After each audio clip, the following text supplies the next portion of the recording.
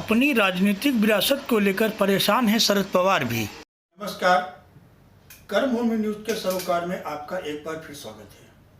मुद्दा वही महाराष्ट्र की राजनीति का है। पिछले कुछ दिनों से महाराष्ट्र की राजनीति में जिस तरीके से उठापटक मची हुई है, शिवसेना में लेकर जिस तरह का विवाद चल रहा है, उसे देखते हुए महाराष्ट्र की राजनीति के चाणक्य माने जाने वाले एनसीपी सुप्रीमो शरद पवार खासे परेशान दिखाई दे रहे हैं। शरद पवार कभी भी अपने एक बयान पर टिके हुए नहीं दिखाई दे रहे हैं। इसका कारण शायद यही है कि राष्ट्रवादी कांग्रेस पार्टी में भी सब कुछ ठीक ठाक नहीं चल रहा है।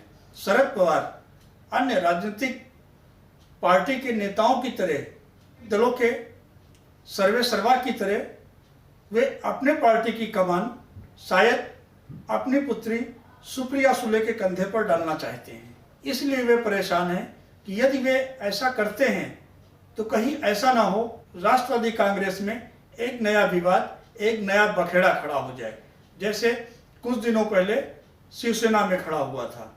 अमूमन सभी राजनीतिक पार्टियों में ऐसा ही होता है।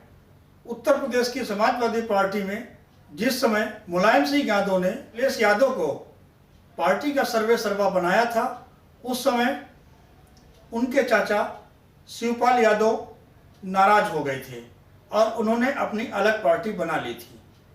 कुछ इसी तरह के समीकरण महाराष्ट्र में बनते हुए दिखाई दे रहे हैं। राष्ट्रवादी कांग्रेस में इन दिनों होर्डिंग के माध्यम से कभी भावी मुख्यमंत्री के रूप में सुप्रिया सुले को प्रोजेक्ट करने का काम किया जा रहा है, तो कहीं अजीत पवार के होर्डिंग भी दिखाई दे रहे हैं। इससे स्पष्ट पता चलता है कि राष्ट्रवादी कांग्रेस में एक नहीं बल्कि मुख्यमंत्री पद के दो दावेदार हैं। पहली जो शरद पवार की पसंद है वे सुप्रिया सुले हैं, क्योंकि सुप्रिया सुले उनकी पुत्री हैं और वे अपनी राजनीतिक विरासत अपनी पुत्री सुप्रिया सुले को सौंपना चाहते हैं। लेकिन अजीत पवार ऐसा नहीं होने देना चाहते हैं। अजीत पवार के समर्थक चाहते हैं इसमें शरद पवार के बाद पार्टी पर जो वर्चस्व रहे वो अजीत पवार का रहे। अजीत पवार प्रभावशाली व्यक्ति हैं और राष्ट्रवादी कांग्रेस में उनके अपने समर्थक भी मौजूद हैं।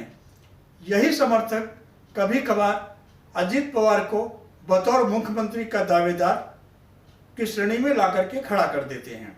शायद शरद पवार इसी से डरे हुए हैं। वे खुल करके कुछ बोल तो नहीं पा रहे हैं, लेकिन उनकी आंतरिक परेशानी कुछ ऐसी ही है। शरद पवार नहीं चाहते हैं कि राष्ट्रवादी कांग्रेस में विघटन पैदा हो और राष्ट्रवादी कांग्रेस के दो फाड़ हों, लेकिन होता ऐसा ही है। पारिवारिक विवाद जब उभर कर खड़ा होता है तो अक्सर राजनीतिक पार्टियां टूट जाती हैं। कांग्रेस का भी यही इतिहास है। कांग्रेस भी कई बार टूटी है। शिवसेना का इतिहास सामने है। स्वर्गीय बाला साहब ठाकरे ने जिस समय उद्धव ठाकरे को शिवसेना की विरासत सौंपने का प्लान बनाया था, योजना बनाई थी, उसके बाद उनके अपने भतीजे राज ठाकरे शिवसेना से अलग हो गए थे और उन्होंने अपनी महाराष्ट्र नवनिर्माण पार्टी का गठन किया था। हालांकि राज ठाकरे ने शिवसेना तोड़ने का काम नहीं किया था, लेकिन शिवसेना प्रमुख की मृत्यु के बाद बाला साहब ठाकरे के पुत्र उद्धव ठाकरे ने कुछ ऐसे निर्णय लिए जिनसे एकनाथ शिंदे जैसे शिवसैनिक संतुष्ट नहीं दिखाई दिए। उन्होंने उस समय तो नाराजगी नहीं व्यक्त की, उद्धव ठाकरे का साथ दिया, लेकिन 2.5 साल के बाद शिवसेना में बगावत कर दी और शिवसेना को पूरी तरीके से तोड़ दिया। भारतीय जनता पार्टी के साथ मिलकर सरकार बना ली।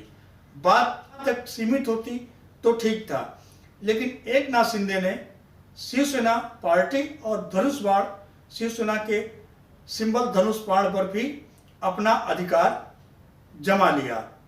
चुनाव आयोग ने शिवसेना पार्टी और उसका सिंबल एकनाथ शिंदे के हवाले कर दिया।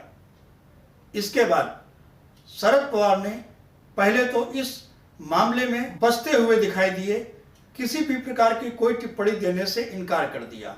लेकिन कुछ समय के बाद शरद पवार भी इस पर टिप्पणी करते हुए दिखाई दिए और प्रधानमंत्री नरेंद्र मोदी की और अमित शाह की आलोचना के साथ साथ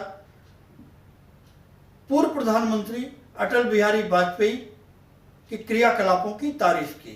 ऐसा लगता है राजनीति जिस तरह से चल रही है उससे अंदर खेमे में शरद पवार कहीं ना कहीं परेशान हैं। आज नहीं तो कल उनकी परेशानी खुलकर सार्वजनिक रूप से सामने जरूर आएगी। अब देखना यह है कि राष्ट्रवादी कांग्रेस में कब तक एकजुटता बनी रहती है, कब तक एक राष्ट्रवादी कांग्रेस में कोई विवाद पैदा नहीं होता है।